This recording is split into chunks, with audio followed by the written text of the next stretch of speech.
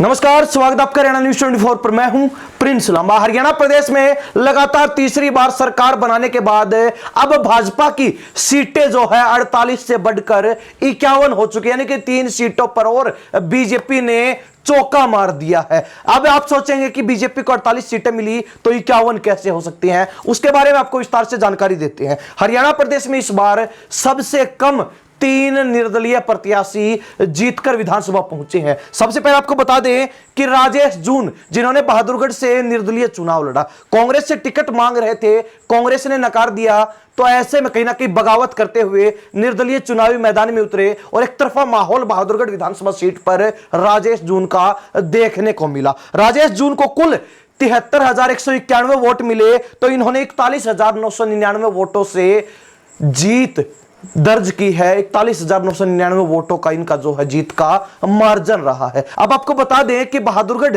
विधानसभा seat पर BJP second position पर रही तो कांग्रेस पार्टी थर्ड पोजीशन पर पहुंच गई। इसके बाद बात करेंगे देवेंद्र कादियान की, जिन्होंने गन्नौर से निर्दलीय चुनाव लड़ा और जीत भी दर्ज कर दी। आपको बता दें कि देवेंद्र कादियान बीजेपी से टिकट चाहते थे, लेकिन बीजेपी ने उनके स्थान पर देवेंद्र कौशिक को चुनावी मैदान में उतारा और ऐसे में हताश निराश देवेंद्र कादियान निर्दलीय चुनावी मैदान में उतर गए और निर्दलीय का ऐसा प्रभाव, ऐसा रुतबा, ऐसा वर्चस्व, ऐसा दबदबा देखने को मिला कि चुनाव के अंदर एक तरफा माहौल गन्नौर सीट पर देवेंद्र कादियान का हो गया और देवेंद्र कादियान ने इस बार चुनावी मैदान में 77,248 वोट प्राप्त किए, तो वही 35,209 वोटों से जीत दर्ज की है। इसके बाद बात करेंगे हिसार विधानसभा सीट की, जहां से भारत की सबसे अमीर महिला सावित्री जिंदल ने निर्दलीय जीत दर्ज की है। आपको बता दें कि सावित्री जिंदल भी भाजपा से टिकट की मांग कर रही थी, लेकिन बात नहीं मानी। बीजेपी ने लगातार तीसरी बार कमल गुप्ता पर भरोसा जताया। वहीं सावित्री जिंदल का प्रयास कांग्रेस से भी टिकट का रहा, लेकिन वहां पर भी दाल नहीं गल पाई। तो ऐसे में सावित्री जिंदल ने निर्दलीय चुनावी मैदान में उतरने का फैसला किया और उनका वो फैसला भी सही और सटीक साबित हुआ। सावित्री जिंदल को कुल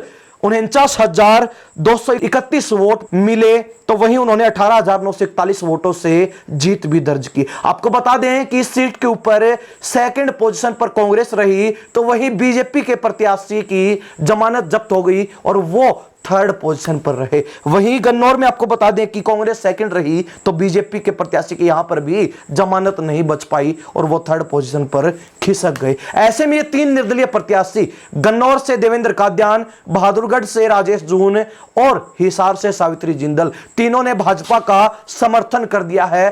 तीनों निर्दलीय विधायकों ने बीजेपी के समर्थन में कहीं ना कहीं आते हुए यह बात कह दी कि हमें भी अपने हलके का विकास करवाना है और बीजेपी जहां बहुमत में सरकार बना चुकी है, तो ऐसे में कहीं ना कहीं बीजेपी के साथ जाकर ही हमें कुछ लाभ मिल पाएगा। अब कहीं ना कहीं बीजेपी, जिन्होंने 48 सीटों के ऊपर, बीजेपी जिसने 48 सीटों पर जीत दर्ज की थी, उसका आंकड़ा अब 48 से बढ़कर 51 पर पहुंच चुका है। यानी 3 निर्दलियों के समर्थन देने के बाद अब भाजपा के पास कुल 51 विधायक हो चुके हैं। हालांकि उम्मीद के अनुसार नतीजा ना आने के चलते दूसरी तरफ कांग्रेस में भी हलचल मची हुई है। कांग्रेस चुनाव आयोग के पास भी पहुंच चुकी है और कहीं ना कहीं ईवीएम में और चुनावी जो मतगणना हुई उसमें गड़बड़ की आशंका जताते हुए कहीं ना कहीं समाधान की मांग भी कांग्रेस की तरफ से की जा रही है। लेकिन हरियाणा प्रदेश की जनता जिस तरीके से भाजपा के समर्थन में गई, वो किसी की भी सोच समझ से परे है। हर कोई सोच रहा था कि इस बार कांग्रेस बहुमत में सरकार